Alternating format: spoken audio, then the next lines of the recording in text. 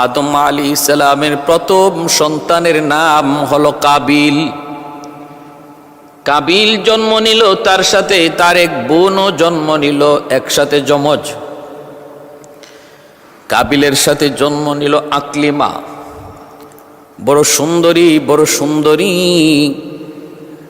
দ্বিতীয় ধাপে জন্ম নিলেন হাবিল, তার সাথেও তার এক বোন জন্ম নিল যমজ। কিন্তু বোনটা এত সুন্দরী নয়, এত সুন্দরী নয়।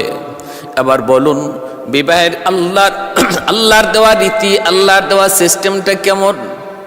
আল্লাহর দেওয়া সিস্টেম, আল্লাহর দেওয়া নিয়ম হলো কাবিলে বিয়ে করবে হাবিলের সাথে যেই মেয়ে জন্ম নিয়েছে তারে, আর হাবিল বিয়ে করবে কাবিলের সাথে জন্ম নিয়েছে যেই মেয়ে আকলিমা তারে।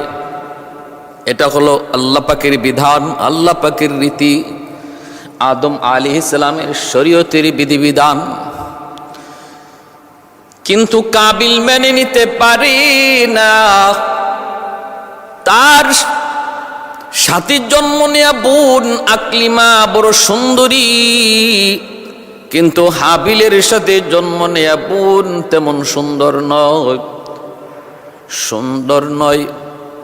এজন্য কাবিল এই বিয়েটা মেনে নিতে পারে না। সে মনে মনে ভাবতেছে, আমার সাথে জন্ম নিল আমার যে বোন, এই বোন এত সুন্দরী, তারে আমি পাইব না, পাইব হাবিলে। আর হাবিলের সাথে যেই মেয়ে জন্ম নিয়েছে যেই বোন, সেই বোন তো এত সুন্দর নয়, তারে পাইব আমি না, আমি এটা মানব না। বরং আমার সাথে আমার যে বোন জন্ম নিয়েছে এই বোন নিয়ে আমি বিয়ে করব। নাউজুবিল্লাহ। এটা আল্লাহ পাকের বিধানের বিপরীত। তার চিন্তা চেতনা ফিকির ভ্রান্ত হয়ে গেছে। নফসের লোভ, নফসের খায়সাতকে প্রাধান্য দিয়া দিছে শরীয়তের বিধিবিধানের উপর। নিজের চিন্তা ধারণা, নিজের চেতনা, নিজের লোভ লালসারে প্রাধান্য দিয়ে দিছে। সরাসরি সে অস্বীকার করলো।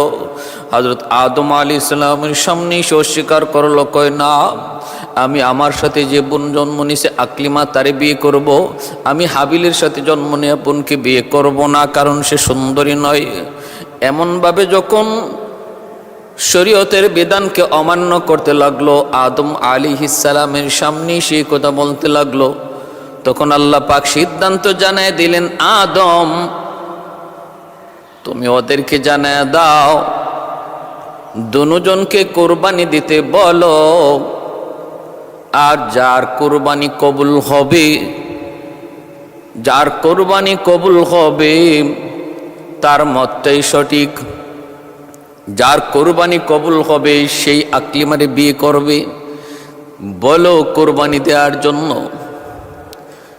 তখনকার সময় কোরবানি কবুল হওয়ার সিস্টেম ছিল, আকাশ থেকে আগুন নেমে আইসা যার কোরবানির বস্তুটা ছিল সেটাকে খেয়ে ফেলতো। কোরবানির বস্তু যদি আকাশ থেকে আগুন এসে খেয়ে ফেলে তাহলে বুঝবেন, তাহলে বোঝা যাইত তার কোরবানি কবুল হয়েছে, আল্লাহ জানায় দিলেন। এইভাবে কোরবানি কবুল হওয়া বুঝার আলামত, বুঝার সিস্টেম আল্লাহর পয়গম্বর আদম সফিউল্লাহ তখন হাবিল কাবিলকে ডাক দিয়ে বলেন, তোমরা দুইজনে কোরবানি দাও, যার কোরবানি কবুল হবে তার মতটাই আল্লাহর কাছে গ্রহণযোগ্য হবে, তার পক্ষেই রায় হবে। কোরবানি যার কবুল হবে তার পক্ষেই রায় হবে। কিভাবে কোরবানি কবুল হবে আল্লাহ জানাইছেন, আকাশ থেকে আগুন এসে কোরবানির বস্তু খেয়ে ফেলবে। দুইজনে কোরবানি দেওয়ার সিদ্ধান্ত দিল। হাবিল দম্বা রাখালি করতেন, তিনি একটা দম্বা নিয়ে আসলেন, আর কাবিল ক্ষেত খামারি চাষ করত, সে কিছু কৃষি দ্রব্য নিয়ে আসলো। আমার জানা বলা উদ্দেশ্য, যেই যে কোরবানির রসুম রেওয়াজ সিস্টেম, এটা আমরা শুরু করছি শুধু তা না, এর ইতিহাস অনেক অনেক অতীতে। পৃথিবীর শুরু লগ্ন থেকেই কোরবানির ইতিহাস চলে আসছে। অতএব কোরবানি নিয়ে এত জ্বালাপোড়া করার কোনো প্রয়োজন নাই, এত প্রশ্ন তোলারও কোনো সুযোগ নেই। এটা এ যুগের মুসলমানদের বানানো কোনো নিয়ম নয়, কোনো রসুম নয়। দুইজনে কোরবানির দুই বস্তু পেশ করলেন, আর ওই অবস্থায় আকাশ থেকে আগুন এসে হাবিলের কুরবানির দুম্বাটারে আগুনে খেয়ে ফেলল, আর কাবিলের কুরবানির বস্তু যেভাবে আছে এভাবেই রয়ে গেল। তাহলে বলুন কারটা কোরবানি কবুল হয়েছে? হাবিলের কোরবানি কবুল হয়েছে, কাবিলেরটা কবুল হয় নাই। কিন্তু কাবিল কোনোভাবেই মেনে নিতে রাজি না। অন্তরের ভিতরে হিংসা জন্ম নিয়েছে, কোনোভাবেই নিজের পরাজয় মেনে নিতে রাজি না। আল্লাহ পাক রব্বুল আলামিন সূরা মায়েদার ২৭ নম্বর আয়াতের ২৬ নম্বর ২৭ নম্বর আয়াতের মধ্যে আল্লাহ পাক নিজে বলেন, ওয়াতলু আলাইহিম নাবা আবনাই আদম বিল হক ইয ক্বাররাবা কুরবানান ফাতুকবিলা মিন আহাদিহিমা ওয়া লাম ইউতাকাব্বাল মিনাল আখার ক্বালা লা আকতুলান্নাক قال إنما يتقبل الله من المتقين। আল্লাহ বলতেছেন একজনের কোরবানি কবুল হলো, আরেকজনের কোরবানি কবুল হলো না। তখন ওই কাবিল বলতেছে হিংসার বশবর্তী হয়ে, আমি পরাজয় মেনে নিতে পারবো না, আমি তোমারে হত্যা করব। কাবিল হাবিলকে বলতেছে, ভাইকে বলতেছে, আপন ভাইকে বলতেছে আমি তোমাকে হত্যা করব। ক্বালা লা আকতুলান্নাক, আমি তোমারে হত্যা করব। ক্বালা ইন্নামা ইয়াতাকাব্বালুল্লাহু মিনাল মুত্তাকিন। আর হাবিল বলতেছে শোনো, আল্লাহ মুত্তাকিদের, আল্লাহ ভীরুদের কুরবানি আল্লাহ কবুল করে নেই। যার অন্তরে আল্লাহর ভীতি, আল্লাহর ভয়, যার অন্তরে আল্লাহর ভয়, আল্লাহর ভীতি, তার কুরবানি আল্লাহর দরবারে কবুল হয়, আল্লাহর দরবারে কবুল হয়। আর কাবিল বলতেছে তুই আমাকে যদিও মারো, কিন্তু আমি তোমাকে হত্যা করব না, আমি তোমাকে হত্যা করব না। কারণ কি জানোনি? ইন্নী আখাফুল্লাহ রাব্বাল আলামিন, আমি আমার রবকে বড় ভয় করি, আমি আমার রবকে বড্ড ভয় করি। এজন্য তুমি আমাকে হত্যা করতে চাইলেও আমি তোমাকে হত্যা করব না। এ যুবক খেয়াল করে শুনো, এতে বোঝা গেল কেউ যদি তোমার গায়ে আঘাত করে, হত্যা করার নিয়তে যদি আঘাত করে, তুমিও তাকে হত্যা করার নিয়তে আঘাত করতে পারো না। ফিরাইতে পারো। নিজেকে বাঁচানোর জন্য যদ্দূর করা দরকার তুমি করতে পারো, কিন্তু হত্যা করার নিয়তে নয়। ভাইরা বন্ধুরা আমার, নবী রহমতের নবী তো এমন ছিলেন, নবীর গায়ে যদি কেউ আঘাত করত, নবী তারে আরো জিজ্ঞেস করতেন, ভাই তুমি কি হাতে ব্যথা পেয়েছো নাকি? তুমি কি হাতে ব্যথা পেয়েছ? আল্লাহ নবী রহমতের নবীর আচরণ তো ছিল খুলুকে আযীম। এর চেয়ে উত্তম আদর্শ আর চরিত্র দুনিয়াতে কাউকে আল্লাহ দেয় নাই। এত সুন্দর আখলাক, এত সুন্দর আদর্শ ছিল আমার আপনার নবী। এজন্য মায়ের নবী রহমতের নবী বলেন, আমাদের আখলাক হবে এমন খুলুকে আযীম, না হলেও খুলুকে কারীম, তা না হলেও খুলুকে হাসান, এর বাইরে যাওয়া যাবে না। হয় যদ্দূর প্রতিভা, যদ্দূর আমাকে মারছে, আঘাত করছে, যদ্দূর আমারে কষ্ট দিছে, আমি তারে অদ্দূর কষ্ট দিব, অথবা আমি তারে মাফ করে দিব। শুধু মাফ করেই দিব তা না, খুলুকে আযীমের অধিকারী যদি হতে হয়, মাফ করার পর তার ভালো, তার কোনো উপকার করার জন্য চেষ্টা করব, তার উপকার করার জন্য চেষ্টা করব।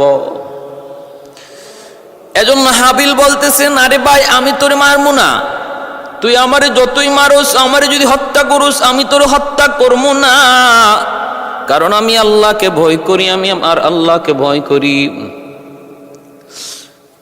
কাবিল অন্তরে হিংসা নেওয়ার পর এক পর্যায়ে হাবিলকে হত্যাই করে ফেলল। কারণ শয়তান যেমন আদম আলাইহিস সালাম এবং মা হাওয়া আলাইহিস সালামকে জান্নাত থেকে দুনিয়ায় পাঠায় দেয়, সে নিজেও কিন্তু দুনিয়ায় আসে, লানতের তখ্ত নিয়ে দুনিয়ায় আসে। আর আল্লাহ পাক রব্বুল আলামিনের কাছে কিছু পাওয়ার আর শক্তি নিয়ে আসে। মালিক, যেই মানুষের কারণে আজকে আমি লানতের তখ্ত পইরা জাহান্নামী হলাম, এই মানুষ কেমন করে জান্নাতে যায় আমিও একটা দেখব। আমাকে তুমি কিছু বিশেষ শক্তি দাও। বিশেষ শক্তি, 1 নম্বর হায়াত দিবা কিয়ামত পর্যন্ত, হায়াত আমার কিয়ামত পর্যন্ত। 2 নম্বর মানুষের রগরেশার ভিতরে ডুইকা যেন ওয়াসওয়াসা কুমন্ত্রণা দিতে পারি, সেই শক্তি আর ক্ষমতা তুমি আমাকে দাও। আল্লাহ পাক রব্বুল আলামিন শয়তানের মনের ইচ্ছাগুলা আল্লাহ পূরণ করলেন, দাবিগুলা পূরণ করলেন, আর বলে দিলেন, শুন, ইল্লা ইবাদাকা মিনহুমুল মুখলাসিন, আমার যারা নেককার বান্দা, যারা আমি আল্লাহকে ভয় করে, আমি আল্লাহর ভয় অন্তরে নিয়ে চলে, তুই তাদের কোনো ক্ষতি করতে পারবি না। কয় আমি ডান দিক থেকে আমার ষড়যন্ত্রের জাল বিছাবো, বাম দিক থেকে ষড়যন্ত্রের জাল বিছাবো, সামন দিকে ষড়যন্ত্রের জাল বিছাবো, পিছন দিক থেকে ষড়যন্ত্রের জাল বিছাবো, তোমার বান্দা যাবে কোথায়? আল্লাহ পাক রব্বুল আলামিন বলে, তুই ডাইনে বামে চতুর্দিকে ষড়যন্ত্রী জাল বিছাবি, আর আমার বান্দা যদি নিচের দিকে তাকায় তাকায় হাঁটে, আমি আল্লাহ উপর থেকে রহমতের কোলে তারে টান দিয়ে নিয়ে নিব। এজন্য আল্লাহ নিচের কথা শয়তানকে বলতে ভুলাইয়া দিছে। হাকিমুল উম্মত থানভী আলাইহি রাহমা বলেন, চলার পথে, হাঁটার পথে ডাইনে বামে তাকানোর প্রয়োজন নাই, খুব দূরেও তাকানোর প্রয়োজন নাই, পিছনেও না, কারণ সর্বদিকে শয়তান ষড়যন্ত্রের জাল বিছানোর কথা বলেছে, কিন্তু আল্লাহ তার রহমতে নিচের কথা ভুলাইয়া রাখছেন। এজন্য কোনো মানুষ যখন রাস্তা হাঁটতে যায় নিচের দিকে তাকায় হাঁটে, আল্লাহ ওই মানুষটাকে তার রহমতের কুলে উপর থেকে টেনে নিয়ে যান। প্রতিটা নজরে নজরে যেখানে ছিল শয়তানের তীর, বিষাক্ত তীর, এর থেকে আল্লাহ তার হেফাজত করলেন। মা মিন মুসলিমিন ইয়ানজুর ইলা মাহাসিনি ইমরাতিন আউয়ালা মাররা সুম্মা ইয়াগুদ্দু বাসরা ইল্লা আহদাসাল্লাহু লাহু ইবাদাতান ইয়াজিদু হালাওয়াতাহা। মায়ার নবী বলেন, কোনো একজন সুন্দরী বেগানা নারীর দিকে কোনো যুবক নজর পড়া মাত্রই যদি নজরটা সরায় নেয়, আর কোনো নজর না দেয়, আল্লাহর ভয়ে, কার ভয়ে? আল্লাহর ভয়ে, আল্লাহ পাক রব্বুল আলামিন তখন তার ইমানের মধ্যে নূর পয়দা করেন, ইমানের মধ্যে নূর পয়দা করেন, হালাওয়াতে ইমান তারে দান করেন। এজন্য বাইরা বন্ধুরা, একটু মনোযোগ দিয়ে খেয়াল করে শুনুন। হযরত আদম আলাইহিস সালাম ওনার সন্তান কাবিল হাবিলকে হত্যা করে ফেলবো, খুন করে ফেললো, এবং এটাই হলো পৃথিবীর ইতিহাসে সর্বপ্রথম খুন, সর্বপ্রথম হত্যা। পৃথিবীতে হত্যা চালু করার, হত্যার বিধান, হত্যার সিস্টেমটাও চালু করলো কাবিল। পৃথিবীতে খুনের সিস্টেমটাও চালু হলো কাবিলের দ্বারা। এজন্য তাফসীরের কিতাবের ভিতরে লিখেন, পৃথিবীতে এরপরে যত খুন হবে সমস্ত খুনের একটা গুনার একটা অংশ কাবিলের আমলনামায় জমা হবে। এটাই হলো নিয়ম পৃথিবীতে। যখনই যেই সিস্টেম চালু হয়, যে সিস্টেমটা চালু করে যায়, ওই সিস্টেমটা যদি ওই তরিকাটা, ওই নিয়মটা যদি নেক কাজের কোনো নিয়ম হয়, সেটা যদি কোনো সওয়াবের কোনো নিয়ম হয়, সেটা যদি আল্লাহকে পাওয়ার কোনো তরিকা হয়, তাহলে দেখা যাবে এই তরিকার লাইনে যত মানুষে কাজ করবে, যত মানুষ আমল করবে, তাদের আমলের সাথে সাথে একটা আমলের অংশ, নেকের অংশ আল্লাহ যে আবিষ্কার করেছে, যার দ্বারা তৈরি সিস্টেম তৈরি হয়েছে, চালু হয়েছে, তার আমল নামায় মৃত্যুর পরও সেটা জারি থাকবে।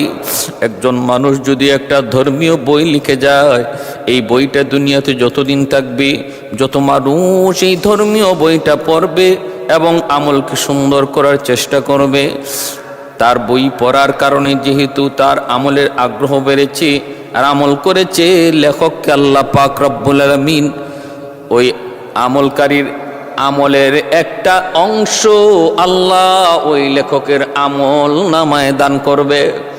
আর যদি কোনো মানুষ কোনো গুনার প্রথা চালু করে যায়,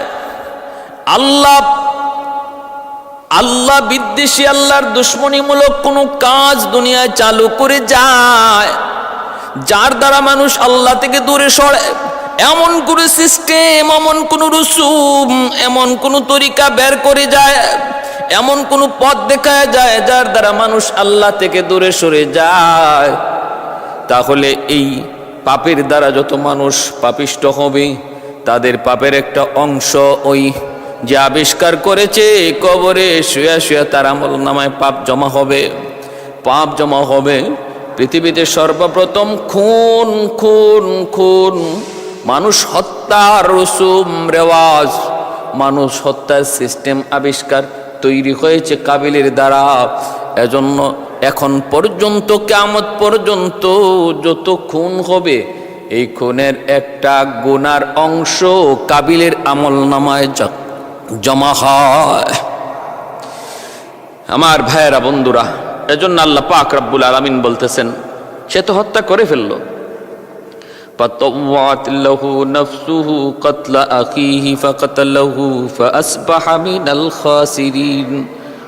আবার কইরা হত্যা কইরা নিজে অনুতপ্ত হইতেছে। فبعث الله غرابا يبحث في الأرض ليريه كيف يواري سوءة أخيه। হত্যা করার পর ভাইয়ের লাশ, হাবিলের লাশ কাবিলে কি করবে, এই লাশটা কি করবে নিয়ে পড়লো বিপাকে এবং নিজে অনুতপ্ত হতে লাগলো, বিপাকে পড়ে গেল। এখন কি করব, কেমনে কি করব? ফাবাআসাল্লাহু গুরাবান, আল্লাহ পাক রব্বুল আলামিন তখন একটা কাক, কালো কাককে আল্লাহ পাঠাইলেন। এই কাকের দ্বারা তার লাশ দাফন করার সিস্টেম আল্লাহ তারে শিখাইলেন। আল্লাহ দেখাইতেছেন একটা মৃত কাককে, একটা কাক মাটি খুইরা মৃত কাকটাকে সে গর্তের ভিতরে রাখতেছে। ইয়াবহাসু ফিল আরদি লিয়ুরিয়াকু কাইফা ইউয়ারি সাওআতা আখিহি ক্বালা ইয়া ওয়াইলাতা আ'জাজতু আন আকুনা মিসলা হাযাল গুরাব ফাউয়ারিয়া সাওআতা আখিহি فأصبح من النادمين। আফসোস করে আর কয়, হায় রে, আমি কাকের মতো তো বুদ্ধি রাখি না। কাক তখন তারে দাফন করার শিখাইল এবং পৃথিবীতে সর্বপ্রথম মৃত মানুষ দাফন করার তরিকাও আল্লাহ ওই হাবিল কাবিলের এই ভাইয়ের মৃত্যুর দাফনটাকে দাফন করার দ্বারা এই দাফনের সিস্টেমটা আল্লাহ চালু করে দেখাইলেন। ভাইয়েরা আমার, এজন্য বলতেছি, হত্যা করা আজকে আমাদের সমাজেও যত সামান্য কিছু বিষয়, সামান্য স্বার্থের কারণে মানুষকে হত্যা করে ফেলে, ভাই ভাইকে হত্যা করে ফেলে। এই যে হত্যাটা করলো কাবিল হাবিলকে, বড় কোনো স্বার্থ ছিল না, বিশাল কোনো স্বার্থ এর সাথে জড়িত নয়। সামান্য একটা মনের লোভ, খায়সাত, এই খায়সাতকে প্রাধান্য দিতে যায়। আমাদের সমাজেও এমন সম্পদের লোভে পইরা, ক্ষমতার লোভে পইরা, পদের লোভে পড়ে, চেয়ার পাওয়ার লোভে পড়ে আজ মানুষকে প্রকাশ্যে খুন করছে, ভাই ভাইরে খুন করছে। অথচ এই খুন কত বড় জঘন্যতম অপরাধ। আল্লাহ বলেন, ومن يقتل مؤمنا متعمدا فجزاؤه جهنم خالدا فيها وغضب الله ولعنه وأعد له عذابا عظيما। আল্লাহ পাক রব্বুল আলামিন বলেছেন, কেউ যদি কোনো মুমিনকে হত্যা করে তাহলে তার ঠিকানা ডাইরেক্ট জাহান্নাম, ডাইরেক্ট জাহান্নাম। খুনি কখনো আল্লাহর আদালতে মাপ পাবে না, কখনো মাপ পাবে না। শুধু ডাইরেক্ট জাহান্নাম না, আল্লাহ বলেন খালিদান ফিহা। তোমরা মনে করেছো খুনি জাহান্নামে যাওয়ার পর সে আবার কিছুদিন জাহান্নামে শাস্তি বুক কইরা সুদ ঘুষখোরের মতো একসময় বেরিয়ে আসবে? হ্যাঁ, না, খালিদান ফিহা, চিরকাল জাহান্নামে থাকবে। এটা আল্লাহর কাছে এত নাপছন্দ। জীবন দিলাম আমি আল্লাহ, এই জীবন নেওয়ার অধিকার শুধু আমি আল্লাহর। তুমি আমার অধিকারে কেন হাত দিয়েছো? আমার অধিকারে কেন হাত দিয়েছো? আল্লাহ এটা বরদাস্ত করতে পারেন না, আল্লাহ বরদাস্ত করতে পারেন না। প্যার হাজিরিন, এজন্যই মানব হত্যা জগৎকে হত্যা করার শামিল। আল্লাহ নবী বলেন, একজন মানুষকে হত্যা করা হলে মনে করবা গোটা মানব জাতি হত্যা হয়ে গেছে। কান্নামা কাতালান নাফসা জামিয়া। এজন্য খুনের মতো জঘন্যতম অপরাধ থেকে বেঁচে থাকবো। খুনের মতো জঘন্যতম অপরাধ, এই অপরাধের কোনো রেহাই নাই, আল্লাহর কাছে এর কোনো নাজাত নাই। এই যে কোরবানির রসুমটা, এই রসুমটা এসেছে হযরত ইব্রাহিম আলাইহিস সালাম পর্যন্ত। আমাদের জাতির পিতা হযরত ইব্রাহিম আলাইহিস সালাম পর্যন্ত কোরবানির কবুল হওয়ার তরিকা ছিল আকাশ থেকে আগুন আইসা এই বস্তুটারে জ্বালায় দিত। এটাই ছিল কোরবানি করার তরিকা এবং কোরবানি কবুল হওয়ার নিয়ম। কিন্তু ইব্রাহিম আলাইহিস সালামের পর থেকে আল্লাহ কোরবানির সিস্টেম চালু রাখছেন, কিন্তু বাট তরিকা বদলাইয়া দিছেন, তরিকা বদলাইয়া দিছেন। কিভাবে? ইব্রাহিম খলিলুল্লাহ, তিনি হলেন আল্লাহর বন্ধু, উপাধি পাইলেন খলিল। খলিল শব্দের অর্থ হলো বন্ধু। ফেরেশতারা কয়, আল্লাহ আমরা মানুষ হইয়া তোমার বন্ধু হতে পারি না, আর আমরা ফেরেশতা হইয়া তোমার বন্ধু হতে পারলাম না, একটা মানুষ তোমার খলিল হয়ে গেল, বন্ধু হয়ে গেল, এটা কেমন করে? আমাদের বুঝে আসে না। আল্লাহ পাক রব্বুল আলামিন বলেন, বুঝে আসে না? আমার খলিল আমার কতটা প্রিয়, আমার খলিল আমার কতটা ভক্ত, আমার খলিল আমার কতটা পাগল, তোমাদের যদি বুঝে না আসে তাহলে একটু পরীক্ষা করো। একজন ফেরেশতা মানুষের পেশ ধরে ইব্রাহিম খলিলুল্লাহর কাছে আসলেন। ইব্রাহিম খলিল তিনি মরুভূমিতে ছাগল চড়াইতেছেন। ছাগল ফেরেশতা মানুষের বেশ ধরে পাশ দিয়া যান, আর তিনি আল্লাহর নামের জিকির করেন, সুবহানা দিল মুলকি ওয়াল মালাকুত যাল ইজ্জতি ওয়াল আজমতি ওয়াল কিবরিয়াই ওয়াল জাবারুত। এই জিকিরের আওয়াজটা শোনা মাত্রই ইব্রাহিম খলিলের অন্তরের মধ্যে এশকের আগুন জ্বলে উঠল, কারণ তিনি তো ওই নামের পাগল।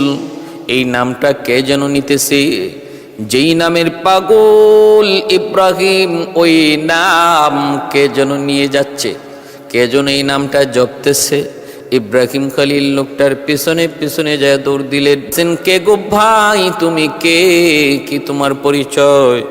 এত সুন্দর করে আমার মালিকের নাম তুমি নিচ্ছ, কি তোমার পরিচয়? বলে, আমার পরিচয় জানা দরকার নাই, আমার সময় কম, কি চাই আপনি বলেন।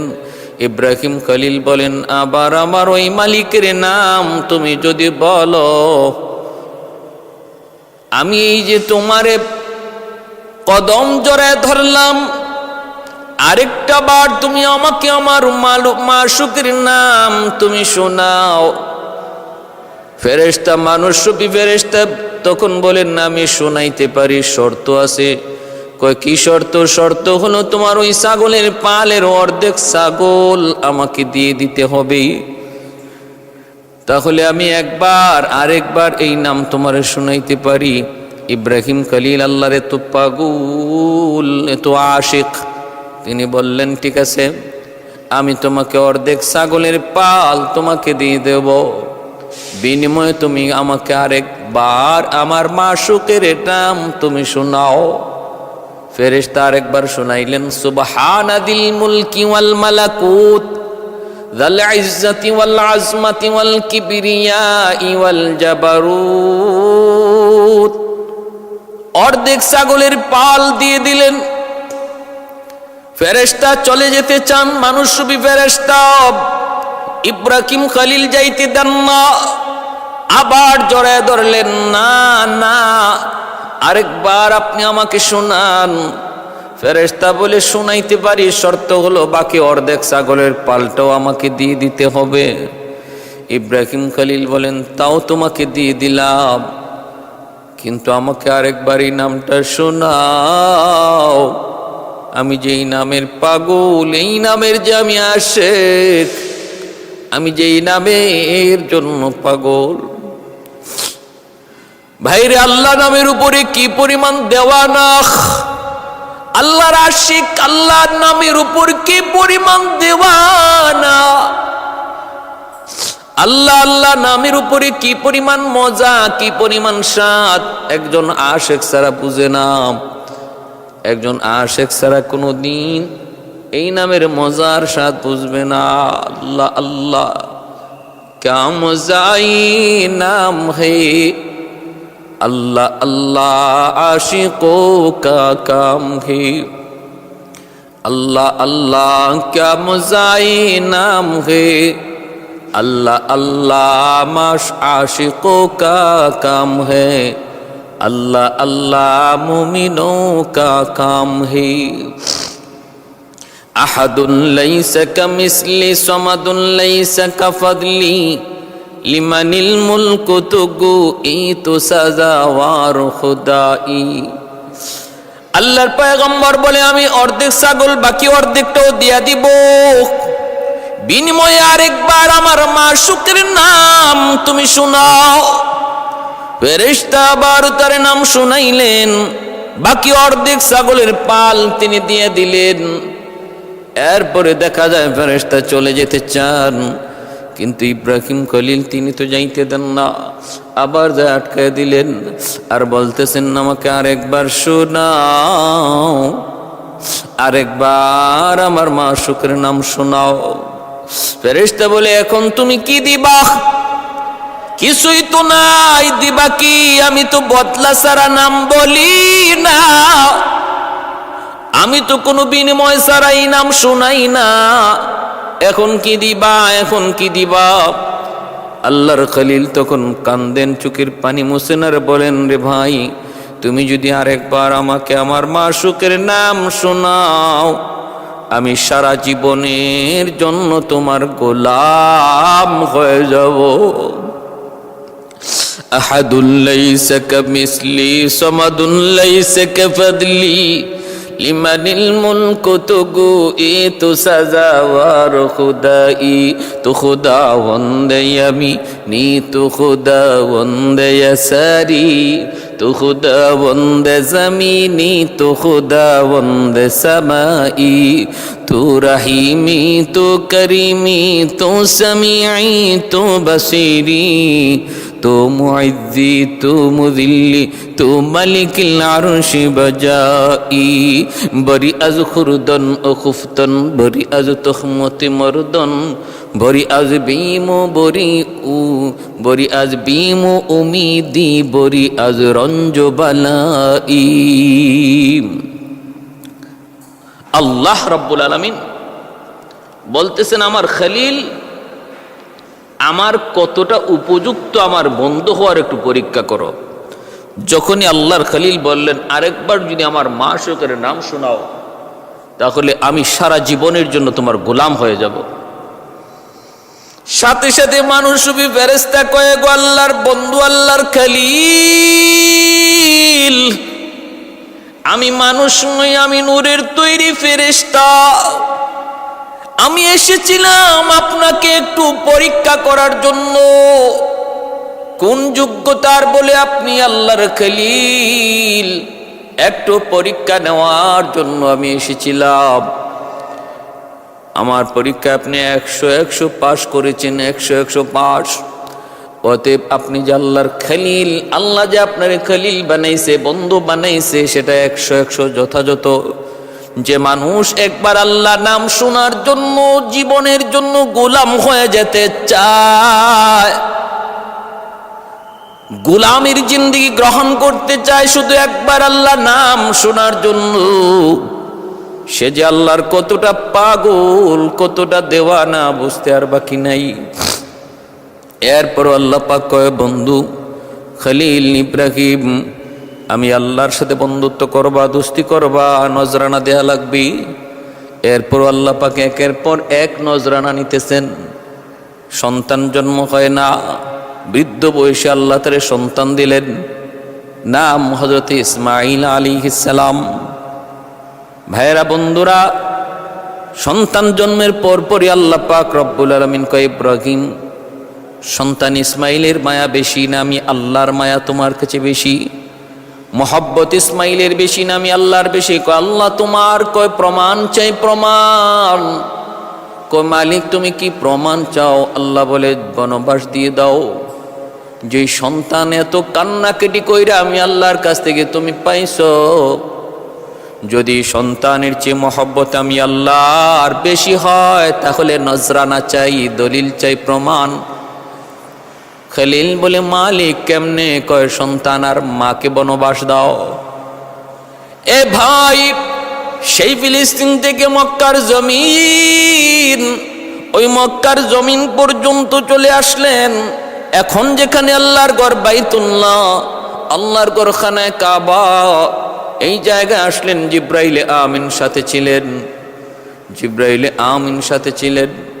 এখানে আসার পর জিব্রাইল বলতেছে, ওগো আল্লাহর পয়গম্বর, এই সেই জায়গা যেখানে আপনি আপনার সন্তান আর আপনার বিবি হাজেরাকে এখানে রেখে যাবেন, এই সেই জায়গা।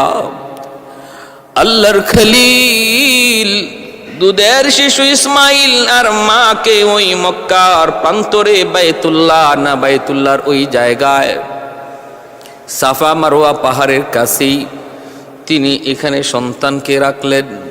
সন্তানকে আর সন্তানের মাকে রেখে আল্লাহর খলিল তিনি চলে যাইতেছেন।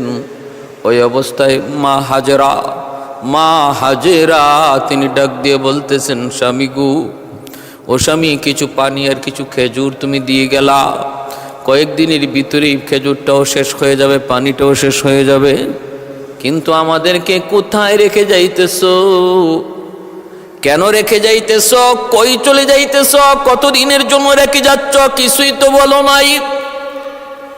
অপরাধ কি গোস্বামী? আমি স্ত্রী যদি তোমার সাথে কোনো অন্যায় করে থাকি, আমার শাস্তি দেও, শাস্তি দেও, মাথা পেতে নেব। কিন্তু আমার দুধের বাচ্চাটার কি অপরাধ?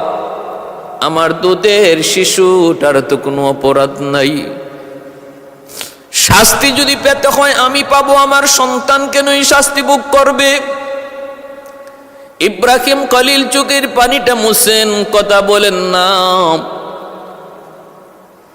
বারবার শুধু মা হাজেরা তখন বলতেছেন, স্বামী গো একটু বলো, কথা বলো, কথা বলো, কেন তুমি এখানে এই মরুভূমিতে রেখে যাইতেছ?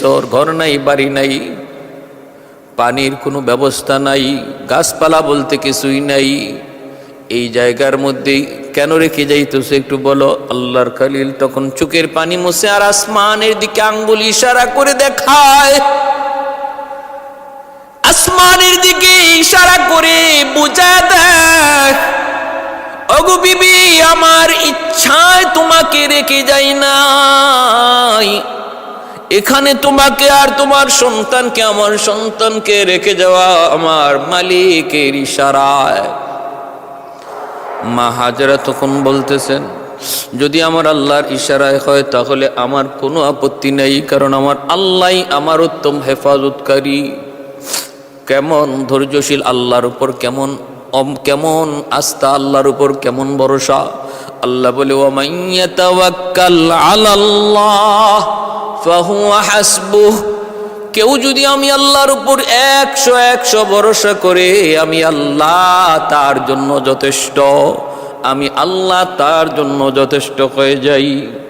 তিনি যখন বুঝলেন আল্লাহর ইশারায়, মা হাজেরা বলেন, তাহলে কোনো টেনশন নাই, আপনি নির্ভয়ে যান, আমার মালিক আমার উত্তম হেফাজতকারী। সুবহানাল্লাহ। ভাইরা বন্ধুরা, তিনি চলে গেলেন, এইদিকে তিনি চলে গেলেন, সংসার করেন বিবি সায়রার সাথে। সারার সাথে সংসার করেন। এরপরে এইদিকে হযরত ইসমাইল আস্তে আস্তে একটু বড় হলেন, পানির ব্যবস্থা হলো বলে কেমনে হলো সেদিকে বিস্তারিত ঘটনা বলবো না। মা হাজেরা তিনি সাফা মারওয়ায় দৌড়াদৌড়ি করেন, পানির তৃষ্ণা ইসমাইল ছটফট করে মা হাজেরা সাফা মারওয়ায় দৌড়াদৌড়ি করেন পানির একটু সন্ধান পাওয়ার জন্য। একজন মা যখন নিজের চোখে দেখে সন্তান পানির তৃষ্ণায় ছটফট করতেছে, মারা যাবে, ওই অবস্থায় মায়ের দিলের হালত দুনিয়ার কেউ বুঝবে না, বুঝবে শুধু ওই মা। এজন্য মা হাজেরা তিনি ওই সন্তানে পিপাসিত ওই চোখ, পিপাসিত ওই ঠোঁট তিনি তো দেখতেছেন। এক ফোঁটা পানির জন্য সাফা মারওয়ায় দৌড়ান, উঁচু জায়গায় উঠেন, নিচা জায়গায় নামেন, কোথাও কোনো পানির ব্যবস্থা আছে কিনা একটু দেখার জন্য ভাইরা বন্ধুরা। কিন্তু না, এরকম পাগল পারা হয়ে 7 বার তিনি দৌড়াইলেন। আল্লাহ পাকের কাছে এই দৌড়টা এত ভালো লাগলো। হজের মৌসুম চলছে, হজের হাজিগণ আল্লাহর ঘর দেখার জন্য রওনা দিয়েছেন। এ ভাই, এই হজের পুরা আমলগুলি, রুকুনগুলি আমাদের দুইজন পিতার স্মৃতি এর মধ্যে বেশি জড়িত। একজন আদি পিতা আদম, আরেকজন হলো জাতির পিতা ইব্রাহিম আলাইহিস সালাম। এই দুইজনের স্মৃতি হজের সমস্ত কাজের মধ্যে সবচেয়ে বেশি জড়িত। এই স্মৃতিগুলাই চারণ করা হয়। মা হাজেরা আলাইহিস সালামের এই দৌড় আল্লাহর কাছে এত পছন্দ লাগছে, সমস্ত হাজিদের জন্য আল্লাহ সাফা মারওয়ার 7টা দৌড়কে আল্লাহ ওয়াজিব করে দিছে, যে এটা আদায় না করলেও একজন মানুষের হজ কামেল হবে না, পরিপূর্ণ হবে না। সুবহানাল্লাহ। তারপরে হযরত হাজেরা আলাইহিস সালাম তিনি দেখতেছেন পানির সন্ধান না পেয়ে ইসমাইল আলাইহিস সালামের কাছে আসলেন। এসে দেখেন পায়ের গোড়ালির আঘাতে এই পাথর ফেটে জমজম পানির উৎপত্তি, জমজম পানি ফুয়ারা তৈরি হয়েছে। মা হাজেরা সাথে সাথে এই পানির চতুর্দিকে পাথর দিয়ে একটু বাঁধ দিয়ে আটকাইলেন, নতুবা এই পানি যদি ওই সময় তিনি না আটকাইতেন তাম পৃথিবী এই জমজমের পানিতে ভরপুর হয়ে যাইত, সব ডুবে যাইত। আজও সেই দিন থেকে জমজম পানির ফোয়ারা তৈরি হয়েছে, আজও আছে, কিয়ামত পর্যন্ত এই পানি থাকবে। কতবার সেচন করা হয়েছে কিন্তু পানি আর কমে না, নিচ থেকে যেভাবে উঠতেছে এইভাবেই আল্লাহর কুদরতে পানি উঠতেছে। কত অমুসলিমরা কত পরীক্ষা করেছে জমজম, বিজ্ঞানীরা, ইহুদিরা, খ্রিস্টানরা জমজমের পানি কত পরীক্ষা করেছে। এই পানির মধ্যে একটা গুণ হলো পানির তৃষ্ণা নিবারণ হয়, আর একটা গুণ হলো পেটের ক্ষুধা, এই ক্ষুধাও নিবারণ হয়। শুধু পানির তৃষ্ণা নিবারণ হয় না, ক্ষুধাও নিবারণ হয়। এজন্য এই পানির তৃষ্ণার সাথে তারা যে ক্ষুধার্ত ছিলেন, তৃষ্ণার্ত এবং ক্ষুধার্ত দুটোটা আল্লাহ পাক এই জমজম পানির দ্বারা পূরণ করেছেন। আজও জমজম পানি যারা পান করে, এই পানি পান করার দ্বারা যেমন তৃষ্ণা নিবারণ হয় তেমন ক্ষুধাও নিবারণ হয়। আল্লাহ এই দুটোটা শক্তি পানির মধ্যে রেখেছেন। এজন্য আমার ভাইয়েরা বন্ধুরা, এভাবে তিনি মক্কায় বড় হতে লাগলেন। বাইতুল্লাহর জন্ম হলো, আল্লাহর ঘর বাইতুল্লাহ তৈরি হলো, মানুষের বসতি হলো। মানুষের বসতি তৈরি হওয়ার আগেই আল্লাহ পাক রব্বুল আলামিন ইসমাইল আলাইহিস সালাম কিছুটা মায়ের আদরের সোহাগে তিনি কিছুটা বড় হতে লাগলেন। মাত্র বাবার আঙ্গুল ধরে হাঁটা শিখলেন, আব্বু আব্বু বলা ডাক শিখলেন। সন্তানের এই বয়সটাতে বাপ মা সন্তানের প্রতি বেশি আসক্ত হয়। আল্লাহ পাক রব্বুল আলামিন তখন বলতেছেন, ইব্রাহিম, তোমার ইসমাইল এখন আব্বু আব্বু ডাকতে জানে। অতএব এই বয়সে সন্তানের প্রতি বাবার দরদ বেশি হয়। আমি আল্লাহ দেখতে চাই এই দরদটা তোমার অন্তরে বেশি নাকি আমি আল্লাহর দরদ। স্বপ্ন যুগে আল্লাহ দেখাইতেছেন, ইব্রাহিম কোরবানি করো। ইব্রাহিম আলাইহিস সালাম স্বপ্ন যুগে দেখেন কোরবানি করার নির্দেশ, ঘুম থেকে উঠা 200টা উট কোরবানি করলেন। আবার স্বপ্নে দেখেন ইব্রাহিম কোরবানি করো, আবারও তিনি 200টা উট কোরবানি করলেন। আবার দেখেন কোরবানি করো, ও ইব্রাহিম, তোমার কাছে সবচেয়ে প্রিয় বস্তুটা কোরবানি করো। এইবার ঘুম থেকে উঠে চিন্তায় পড়ে গেলেন, প্রিয় বস্তু আমার কাছে সবচেয়ে প্রিয় বস্তু হলো আমার সন্তান ইসমাইল। আল্লাহ তো আমার কাছে আবারও পরীক্ষা চায়, বন্ধুত্বের পরীক্ষা চায়। সন্তান কোরবানি। সারার সাথে পরামর্শ করলেন। বিবি সারা বলেন, আপনি আল্লাহর হুকুম কার্যকর করুন। রওনা দিয়ে দিলেন মক্কায়।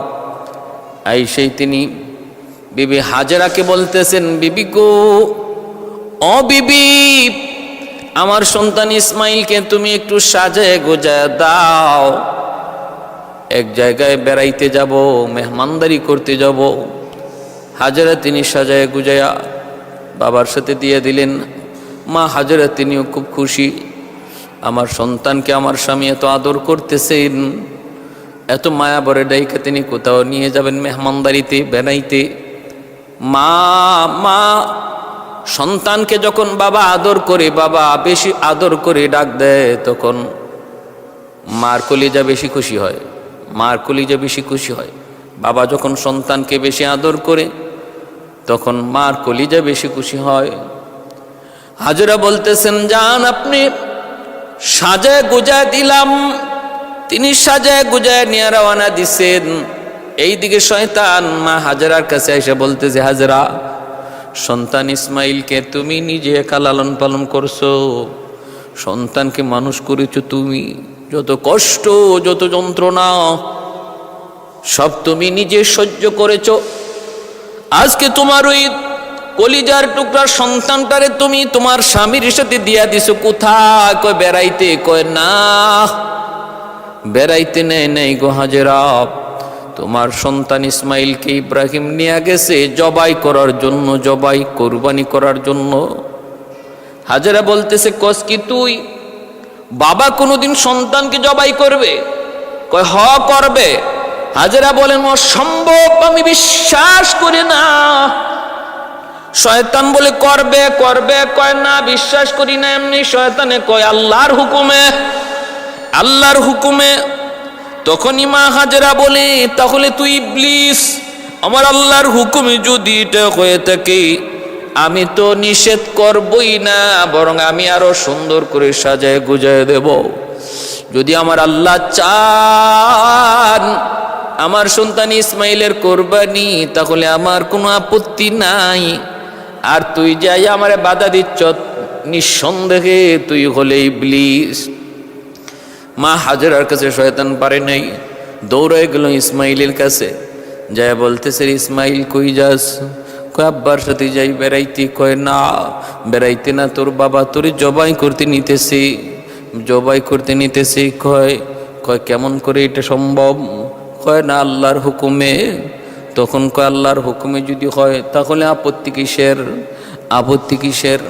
শয়তান এই কথা যখন এইভাবে ওয়াসওয়াসা দেয়, ইসমাইল আলাইহিস সালাম বাবা ইব্রাহিমকে বলে দিলেন, আব্বা কে যেন আমারে কি কয়? কি কইতেছে? কয় আপনি বুঝে আমারে জবাই করতে নিতেছেন। ইব্রাহিম আলাইহিস সালাম বুঝে ফেলছেন এটা শয়তানের কারসাজি। তিনি বলেন, বাবা 7টা পাথর দিয়ে ওরে ঢিল মার, ওরে ঢিল মার, ও হলো ইবলিস। ইসমাইল আলাইহিস সালাম 7টা পাথর দিয়ে ঢিল মারলেন, শয়তান আগুনে পুড়ে গেল, চলে গেল। সেই ঢিল মারার স্মৃতি আল্লাহ পাক এখনো জামারাতে আল্লাহ পাক কিয়ামত পর্যন্ত সেই স্মৃতি আল্লাহ ধরে রাখছে। হাজিদেরকে আল্লাহ বইলা দিছে, হাজিরা হজ করতে যাবা, আমার ইসমাইল যেইভাবে ইবলিসের ঢিল মেরেছিল 7 বার, তোমরাও যদি 7 বার ইবলিসের ঢিল না মারো, হজ আমি আল্লাহর কাছে কবুল হবে না। আমি আল্লাহর কাছে বড় পছন্দ লাগছি। যেই মুহূর্তটাতে সে ঘাবড়ে যাওয়ার কথা, ভয় পেয়ে যাওয়ার কথা, শয়তানের কথায় বাবার সাথে এ বিষয় নিয়ে আলোচনা করার কথা, দৌড় দেওয়ার কথা, কিন্তু না না, বরং শয়তানকে আরো ঢিল মারলো। আমি আল্লাহর কাছে এত পছন্দ, এই আমল তোমরা বিজড়িত না করলে, স্মৃতি আবার চারণ না করলে হজ কবুল হবে না। ভাইয়েরা বন্ধুরা, ইব্রাহিম আলাইহিস সালাম বললেন, বাবা ইসমাইল স্বপ্নে দেখেছি আমি তোমাকে কুরবানি করতেছি, এবার তোমার পরামর্শ দাও, তুমি কি বলো? ইব্রাহিম খলিলুল্লাহ যখন এই কথা বলেছেন, ইসমাইল আলাইহিস সালাম ছোট্ট বালক, 10 বছরের বালক, তিনি বলতেছেন, আব্বা স্বপ্নে যা দেখেছেন আপনি তা বাস্তবায়ন করুন, আপনি আমাকে ধৈর্যশীলদের ভিতরে পাবেন, আমি অধৈর্য হব না, মালিকের হুকুমের সামনে অধৈর্য হব না, আপনি আমাকে ধৈর্যশীলদের ভিতরে পাবেন। আব্বা আপনি আল্লাহর আদেশ দেরি করবেন না, কার্যকর করুন, কিন্তু আব্বা আপনি যে আমাকে কোরবানি দিবেন, আপনি আমাকে উপর করে শোয়ে রাখবেন, আমাকে আমার চেহারাটা দেখে আপনি কোরবানি দিয়েন না, কারণ আমার চেহারা যদি আপনার নজরে পড়ে তাহলে কিন্তু কোরবানি দিতে পারবেন না, হাত আপনার চলবে না, উপর করে শোয়ে দিবেন। আর আমার রক্ত মাখা জামাগুলি আমার মা হাজেরার কাছে রক্ত মাখা জামাগুলি পৌঁছে দিয়েন, কারণ বাবা গো আমি তোমার আদর, মায়ের আদর, দুটা আদর আমার মার কাছে পাইছি। জন্মের পর থেকে আমি কি শুধু মাকে দেখছি? বাবার আদর আমি আমার মায়ের কাছ থেকে পেয়েছি, আদব শিক্ষা আমি আমার আম্মার কাছ থেকে শিখেছি। আমি ছিলাম আমার মায়ের চোখের শীতল, এজন্য আব্বা কোরবানির পর আমার রক্তমাখা জামাটা আম্মার কাছে পৌঁছে দিন, মা কিছুটা সান্ত্বনা পাবে। ইব্রাহিম আলাইহিস সালাম তিনি এবার শোয়াইলেন, শোয়া তিনি সন্তান ইসমাইলকে উপর করে শোয়াইলেন, ছুরি চালাবেন, কিন্তু দেখা যায় ছুরি চালাইতে পারেন না। ইসমাইল আলাইহিস সালাম নিজ থেকে বলতেছেন, আব্বা এখনো তোমার হাত কাঁপতেছে, ছুরি চলবে না। বাবা তুমি তোমার চোখটাও বেঁধে ফেলো, কারণ তুমি তোমার নিজের চোখে সন্তানের কুরবানির দৃশ্য দেখলে কুরবানি হবে না, করতে পারবা না, নিজের চোখটাও বেঁধে ফেলো। ইব্রাহিম আলাইহিস সালামকে ইসমাইল এই পরামর্শ দিলেন।